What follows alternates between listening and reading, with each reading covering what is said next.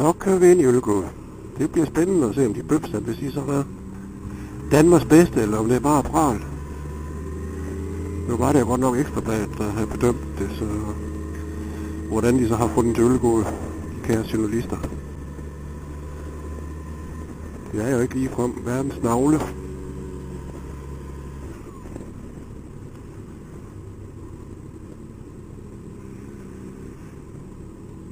Man skulle tro, at de havde en god bryggerier i stedet for.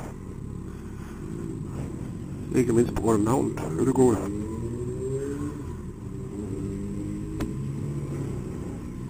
Det ser da faktisk okay hyggeligt ud. Sjov bygning her midt på torvet.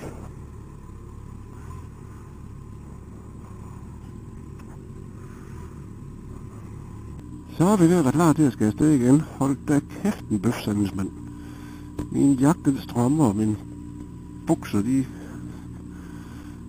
kommer aldrig af, eller så. Så går turen hjemme.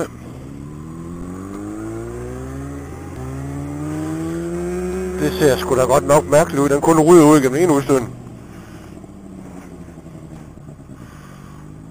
Der er der noget galt. Det ser forkert ud. Det ser ud til, at det holder op her, når den bliver varm.